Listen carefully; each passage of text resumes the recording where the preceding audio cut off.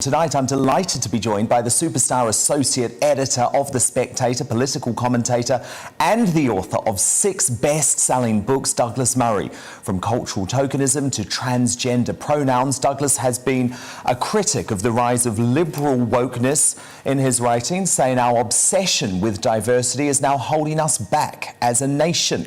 As Douglas puts it aptly in his book, The Madness of Crowds, this interpretation of the world through the lens of social justice, identity politics and intersectionalism is probably the most audacious and comprehensive effort since the end of the Cold War at creating a new ideology.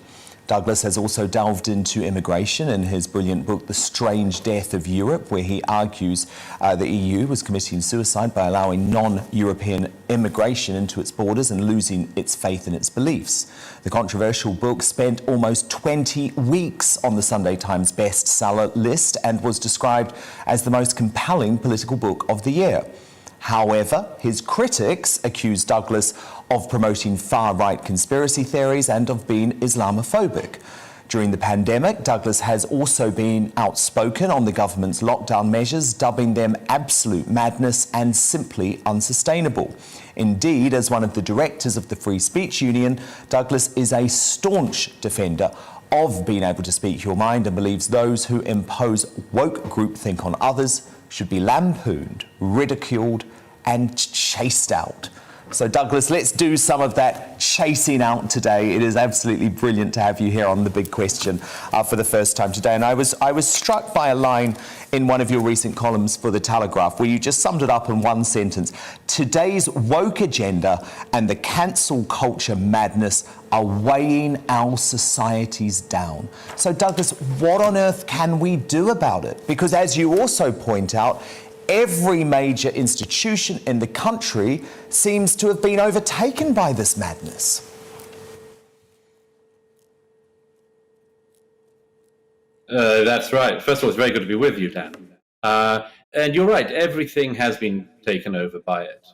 Every day there's a new example of that, and they get ever more ridiculous. Recently we had the example of Kew Gardens again, seeking to decolonize its collection of plants and moss. We've had a spate of that, incidentally. That's not the first time we've had what I jokingly call racist gardening. And there's no area of life, the National Trust, you can't just go and have a cup of tea and see a beautiful home. You've got to have an ideology rammed down your throat. Every area of our national life is like this. And as I often say, it's no good government occasionally sort of pitching in on this and then being accused of playing culture wars when government does this stuff itself. You know, it's government departments that signed up in recent years to have Stonewall come in and mark their homework, tell them whether they were good boys and girls and thems or not.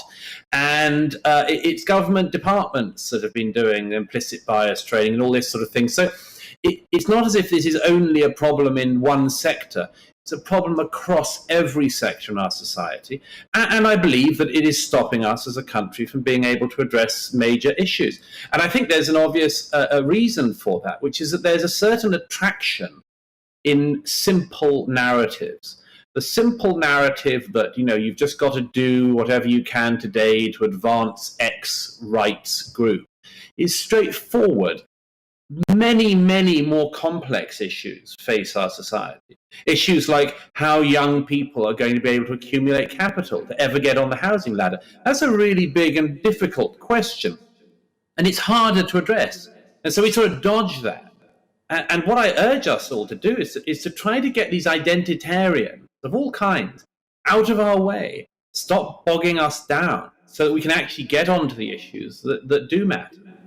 No, indeed. Indeed. Well, Douglas, as you can imagine, we've had so many questions in for you, so I want to get to them now because they cover some of those really important issues that maybe aren't discussed as much as they should. And I wanted to kick off with Karen, who actually, I believe, has sent us this video question. I think we have Karen on video, so let's have a watch of this. Hello, Douglas Murray. I really enjoyed your article on The Spectator about Chinese government owing us reparations for coronavirus damages, and which leads me onto this question. How would that actually be possible? because the chances of that happening is very slim. So how could it happen, Chinese reparations? Yeah, it's a very good question, and I'm afraid I don't have the answers to it entirely. I have some ideas, as I think I said in that piece. Yes, this refers to a piece I wrote in December.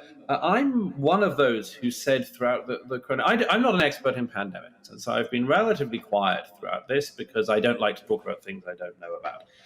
But there are certain times when this issue of the pandemic does cross your competencies, and you do want to make sure that it doesn't cross them completely unmolested. One of those is in the area of foreign policy. It remains to me absolutely astonishing that the one country to have come out of 2020 with economic growth forecasts was China.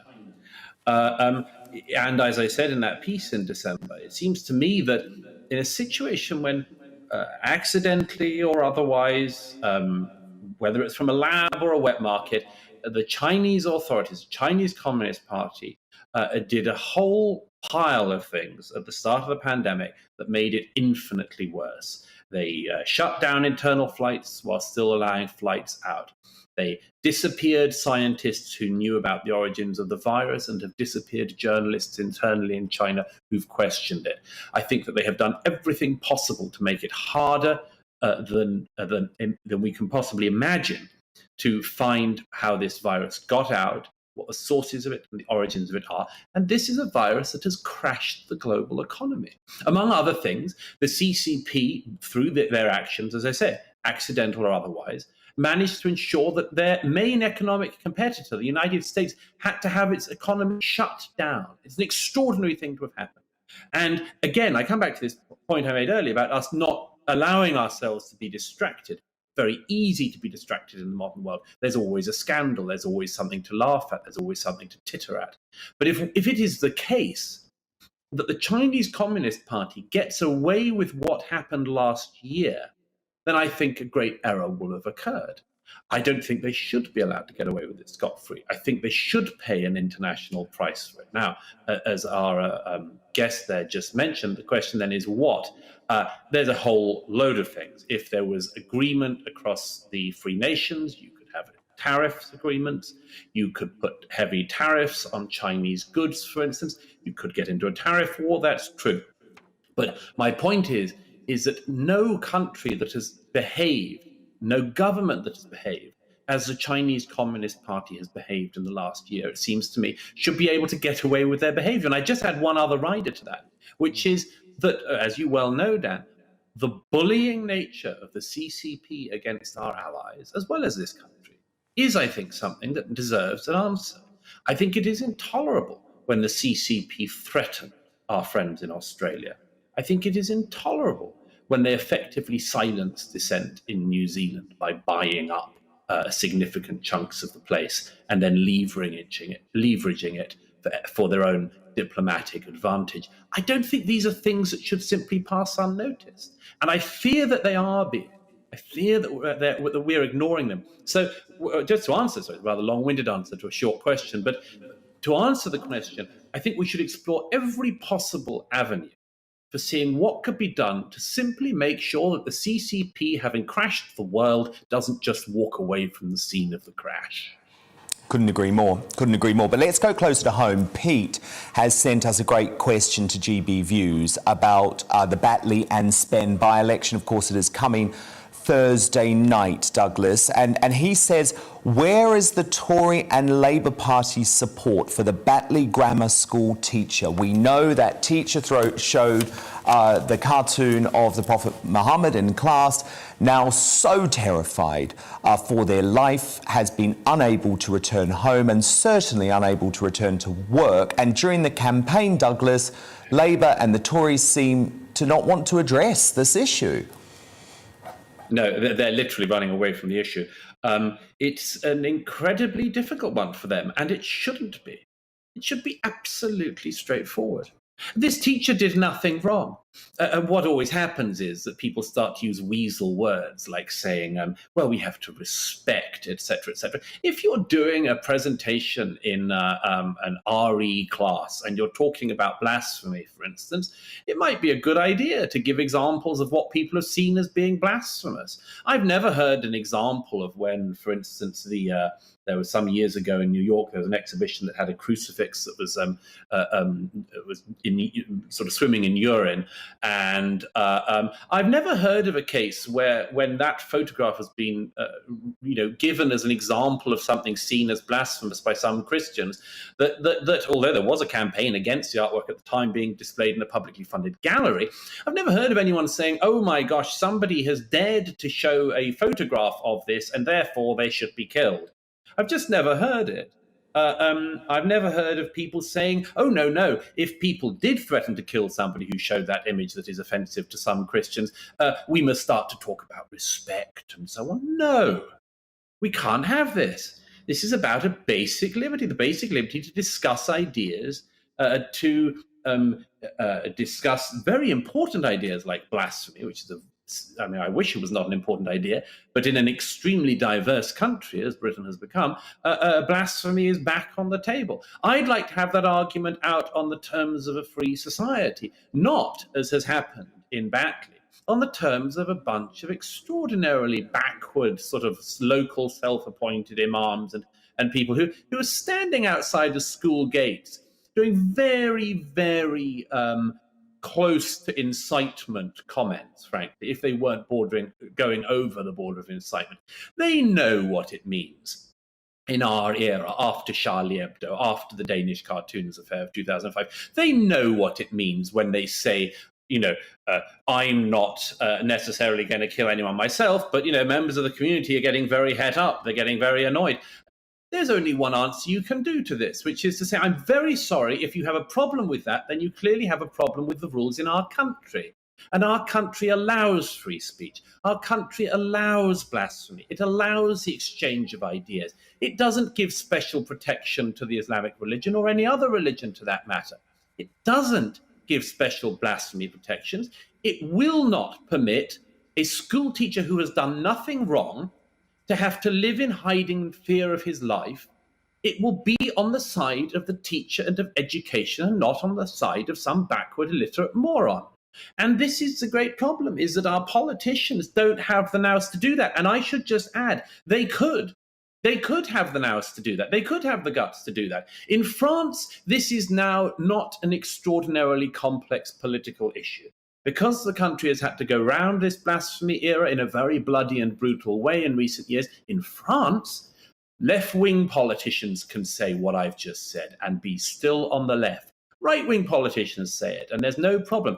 There is complete political unanimity in France that people should have the right to talk about religion without their throats being cut. And in Britain, we have this we always have had this. We had it in 1989 with the Satanic Verses controversy, where conservatives got it wrong. Admittedly, on that occasion, the Conservative government did protect Salman Rushdie. But we had people of the right and the left who did the same weasel talk. Well, it's about, community cohesion and all this sort of thing. No, it's about whether or not you understand the society that you're in. If you don't understand the society that you're in, then you should go and find another society that you do understand and live there. And that has always been my argument. I cannot understand why it's hard for politicians in Great Britain to make. I regret the fact that it's hard for them to make. But I think more people should say it. It's an absolutely cut and dry case. And I just feel deep, deep sorrow for the Batley school teacher who is going through that, because he must feel tonight, as in every night recently, the loneliest man in Britain. Yeah, he's been hung out to dry. Charlie in West Wales now, Douglas, sent us this. Douglas, you've been around the scene now for some time, whether that's challenging Islamist extremism or, open borders and recently the woke ideology. But what would you say is the greatest challenge to sort of British civilization out of all of these ideologies that you've contested in your work? Oh, great question. Douglas. What a good question. These are all really good questions. You've got terrific viewers, I must say. Yes, we do. It's a very good question, and I would say this: it's a question about self-confidence and about knowing who you are. All of the things that I've written about in my career, I've written quite a large number of things, but often they have come down to these things I think of as being issues that wouldn't come up if your society was healthy. I mean, the example we've just had, it wouldn't come up if we had a healthy society that had confidence in itself. It doesn't have to be dogmatic. I'm not somebody who believes in sort of, tub thumping patriotism, but I think that you should be proud of your society when your society has done things which are worth pride. And you should be able to have confidence in a civilization that has done an immense amount of good in the world. And, as I always say, the footfall speaks for itself. The world wants to come to countries like Britain and America. And yet these are the countries currently so divided and increasingly lacking in self-confidence. The footfall doesn't go the other way. There is no meaningful migration to North Africa. There's no meaningful migration to the Middle East. Nobody wants to move to the great freedom of Saudi Arabia or of the Communist Party of China's homeland. They want to come to societies like Britain. Why is that? I don't blame them. But why is it? It's because there must be something good about us. There must be. So the problem with all of these things, whether it's the woke ideology recently or the Islamist extremism and other issues, the one that just unites all of these things is that they wouldn't happen if we had a bit of pride in ourselves.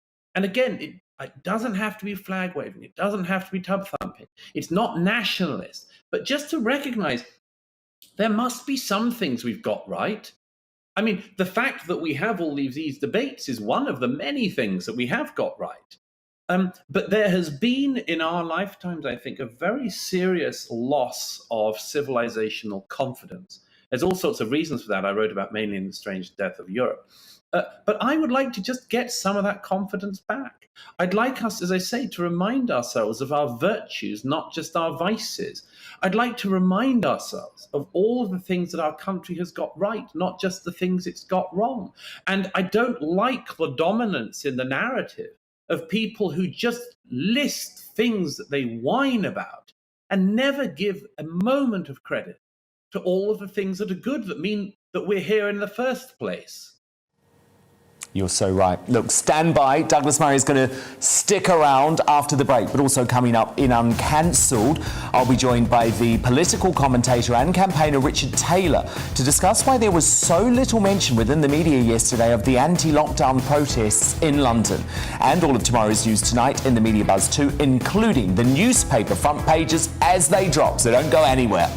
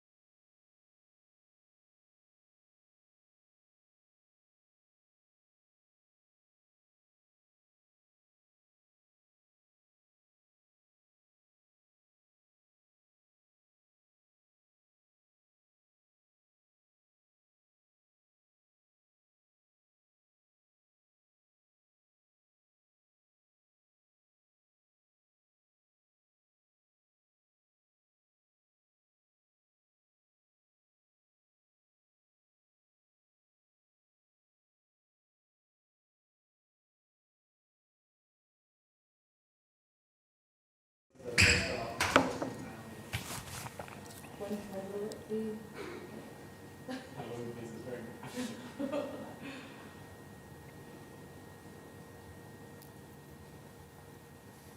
think that's less a priority than fixing.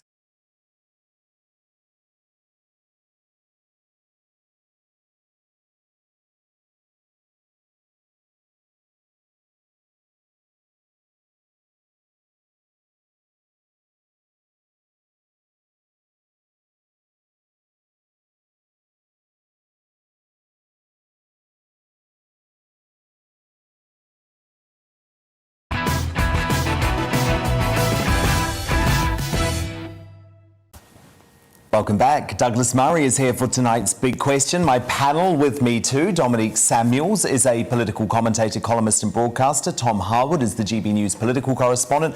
And we're also joined by Richard Power Said, the Labour commentator and author. Richard, I believe you have a question for Douglas. Yeah, Douglas, I was wanted to ask you a question in your role as chair of the Free Speech Union. In the last month, we've had pressure on the BBC by a Tory MP to pull an episode of Desert Island Discs because it had a famous socialist, Alexei Sayle, being featured on it. We had a press photographer, being arrested by police on spurious grounds for taking photos outside Napier Barracks. We had a university group assessing Churchill's views on race and empire axed after a campaign by The Sun. I was struck by the fact that we didn't hear anything from the Free Speech Union on any of those very significant and very prominent free speech issues, whereas we did hear from the Free Speech Union about how the political expression of taking the knee should be banned at a particular sports event. I wondered if you had any thoughts on that. Just a correction at the beginning. I'm not the chair of the Free Speech Union. I'm on the board of it, which is a different thing. But yes, it's a good question. I think all of these issues are important. There's one other correction I should make, which is you're wrong on where the political pressure came on the Churchill College panel. My understanding of it, first of all, it was not the Sun only that objected to what happened. And just for viewers who don't know, what occurred was that three very minor figures, one of whom isn't even a historian, took part in a panel at Churchill College where they discussed the alleged racism of Winston Churchill. And they made so many categorically false statements and uncontested statements. It was three exceptionally hostile haters of Winston Churchill who were chaired by a fourth person who has also consistently sought to demonize Winston Churchill. None of them have any particular qualification in the area they were talking about. I know that the Churchill family was deeply upset. I know that Churchill College seemed to have realized that by giving a platform to four such uninformed people to speak unopposed, and that was really the issue, there was a problem. Policy Exchange published a pamphlet about it afterwards, co-authored by the distinguished biographer of Winston Churchill, Andrew Roberts, and it just exposed so many things that had gone wrong on the panel. For instance, I mean, just not to go on about it, but it is quite important. The panelists claimed unopposed that anyone could have led the Conservative Party equally well and led the country in World War II as Winston Churchill. There was nothing special about him. It claimed that Britain's contribution hadn't at all helped to win the war. It claimed that in any case it didn't matter because the Allies winning the war was the same as the Nazis winning the war. One of the panelists extraordinarily said all that happened by the Allies winning was that one form of white supremacy replaced another form of white supremacy. And of course, you can tell from statements like this that this was not an academic exercise. It was a sort of low-grade drive-by shooting on Winston Churchill's reputation by a college founded to honour him.